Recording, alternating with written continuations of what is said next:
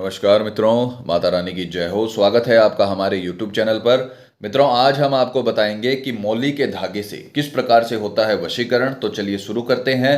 पर ध्यान रहे, मांस मदिरा का सेवन करके आपको विधि नहीं करनी है। और अगर आप विधि करने में असमर्थ हैं और वशीकरण आश्रम से करवाना चाहते हैं तो हमें बेझिझक संपर्क करें, आपकी पूरी सहायता की जाएगी। हमारे संपर्क सूत्र आपकी स्क्रीन पर चल रहे हैं।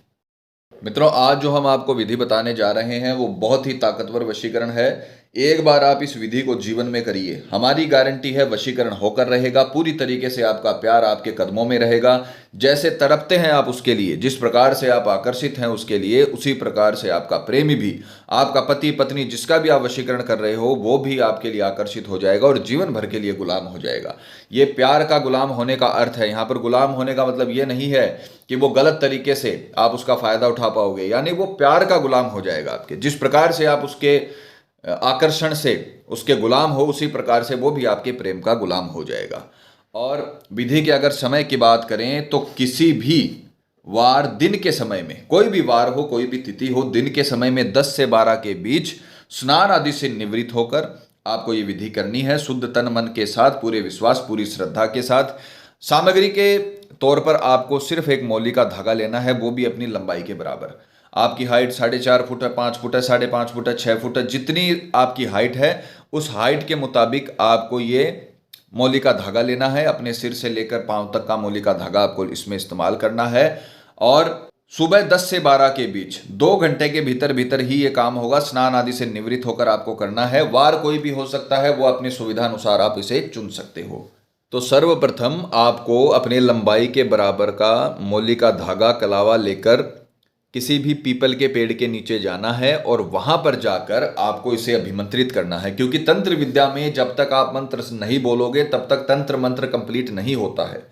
आपने देखा होगा कि तांत्रिक विद्या को तंत्र मंत्र बोला जाता है, कि इसके ऊपर किसी ने तंत्र मंत्र कर दिया, क्योंकि तांत्रिक विद्या मंत्रों के बिना अधूरी है। मंत्र जब तक नहीं आप जपोगे तब तक आपको रश्मियां नहीं मिलेंगी, और रश्मियां नहीं मिलेंगी तो वो आपके लिए काम नहीं कर पाएंगी। तो आपको इसे पीपल के पेड़ के नीचे ले जाना है, इस मौली के धागे को, और अपने सीधे हाथ में रखकर आपको इसे अभिमंत्रित करना है। वहीं पर बैठकर, पीपल के पेड़ के नीचे बैठकर ही आपको इसे अभिमंत्रित करना है, क्योंकि वहां पर जो रश्मियां होती हैं उन्हें ही अपने को काम में लेना है। सीधे हाथ में इसे रखना है और मंत्र बोलना है, ओम कात्यायनी वश्यम सफल कुरु ओम। नाम किसी का नहीं लेना। ओम कात्यायनी वश्यम सफल कुरु ओम, ओम कात्यायनी वश्यम सफल कुरु ओम, ओम कात्यायनी वश्यम सफल कुरु ओम। ये मंत्र आपको 108 बार बोलना है। और 108 बार इस मंत्र का जाप करके आपको ये जो मौली का धागा आपने लिया है, इसे पीपल के पेड़ के किसी भी शाखा से, टहनी से या उसके तने से आपको इसे अच्छे तरीके से लपेट कर बांध देना है। बस इतना करके आपको घर पे आ जाना है। ये काम आपको पहले दिन करना है। ये विधि टोटल 2 दिनों की है। पहले दिन आपको सुबह 10 से 12 के बीच में जाना है, इसे अभिमंत्रित करना है ओम कात्यायनी वश्यम सफल कुरु ओम इस मंत्र से, और फिर इसे किसी भी टहनी से, किसी भी आपको तने से, किसी भी प्रकार से आपको इसे वहां पर बांध देना है और बांधकर घर पर आ जाना है। और इसे 24 घंटे के लिए बंधे रहने देना है, यानी दूसरे दिन आपको सुबह 10 से 12 वापस जाना है। मान लीजिए आपने सोमवार को ये उपाय किया, शुरू किया, सोमवार को 10 से 12 के बीच आपने अभिमंत्रित करके इसे वहां पर बांध दिया, तो मंगलवार को आपको दोबारा जाना पड़ेगा। पूरे दिन आपको 24 घंटे इसे वहीं पर रहने देना है, इसे रश्मियां सोखने देना है। उसके बाद आप दूसरे दिन 10 से 12 के बीच स्नान आदि से निवृत्त होकर वहां पर जाओगे और इस जो आपने मौली का धागा बांधा इसे वापस से खोल लोगे। और खोलने के पश्चात अब आपको सीधे हाथ में लेकर अपने प्रेमी का चेहरा अंतर ध्यान करना है, वहीं पर पीपल के पेड़ के नीचे ही।